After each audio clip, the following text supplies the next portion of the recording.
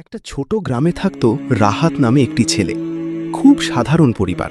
বাবা ছিলেন দিনমজুর, মা অন্যের বাসায় কাজ করতেন। সংসারে অভাব ছিল, কিন্তু স্বপ্নের অভাব ছিল না। ছোটবেলা থেকেই রাহাত বড় কিছু করতে চাইত।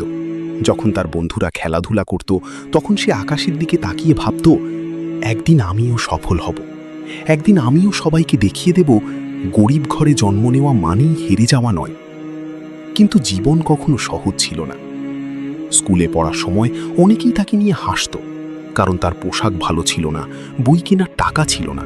অনেক সময় অন্যের বই ধার করে পড়তে হতো। একদিন ক্লাসে শিক্ষক বললেন, বড় হয়ে কে কি হতে চাও?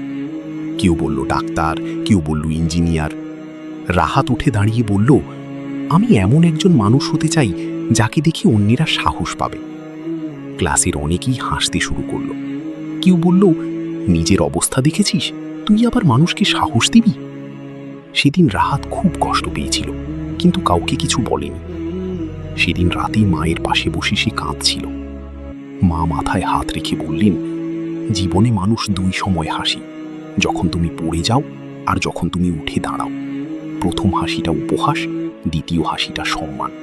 এই কথাটা রাহাতের জীবনের মোড় ঘুরিয়ে দিল।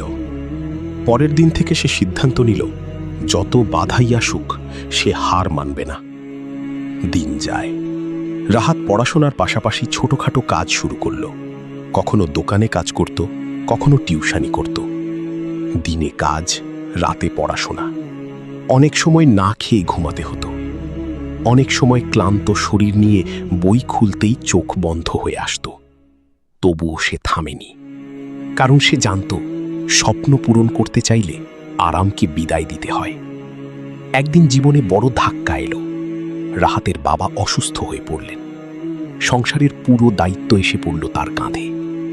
সেদিন মনে হয়েছিল সব শেষ। সে ছাদে গিয়ে আকাশের দিকে তাকিয়ে বলল, হে আল্লাহ, আমি আর পারছি না। তার মনে হচ্ছিল এবার বুঝি স্বপ্নটাকে মেরে ফেলতে হবে।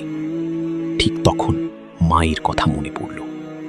যে মানুষ সবচেয়ে বেশি কষ্ট পায়, সেই মানুষই একদিন সবচেয়ে শক্তিশালী হয়। রাহাত চোখের পানি মুছে আবার উঠে দাঁড়ালো। মানুষের জীবন বদলাতে একদিনই যথেষ্ট, যদি সেই দিনে তুমি হাল না ছাড়ো। রাহাত আরো কঠোর পরিশ্রম শুরু করল।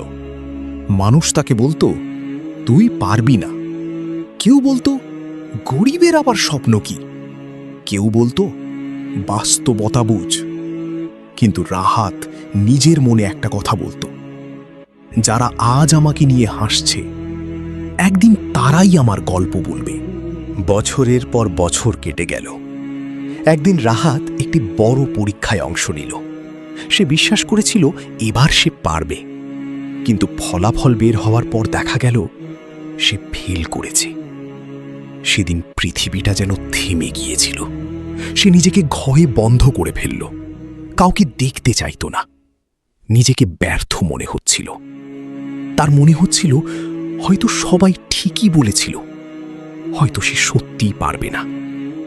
ঠিক তখন তার মা দরজার বাইরে দাঁড়িয়ে বললেন, হার মানা আর ব্যর্থ হওয়া এক জিনিস না। ব্যর্থতা মানে তুমি শিখছ, হার মানা মানে তুমি শেষ।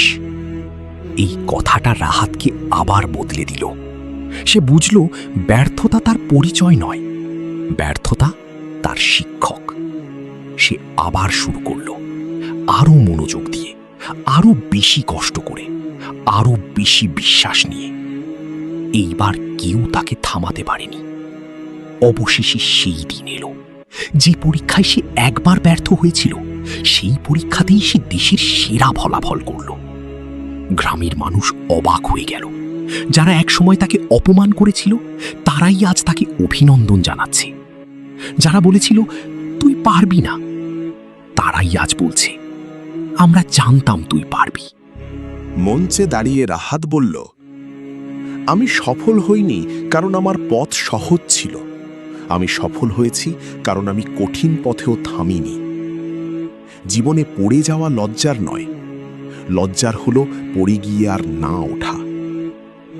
বন্ধুরা, জীবনে যত বড় ঝড়ই আসুক, মনে রাখবেন, আজ আপনি ব্যর্থ হতে পারেন, আজ মানুষ আপনাকে নিয়ে হাসতে পারে, আজ আপনার পাশে কেউ নাও থাকতে পারে, কিন্তু যদি আপনি থেমে না যান, যদি আপনি নিজের ওপর বিশ্বাস রাখেন, যদি আপনি হার না মানেন, তাহলে একদিন আপনার গল্পটাই অন্য মানুষের অনুপ্রেরণা হবে। কারণ হার মানা মানুষ ইতিহাস লিখতে পারে না। ইতিহাস লিখে তারা যারা হাজারবার পড়ে গিয়েও আবার উঠে দাঁড়ায়। শেষ কথা, জীবনে জিততে চাইলে শক্তি দরকার হয় না, দরকার হয় না হার মানার মানসিকতা।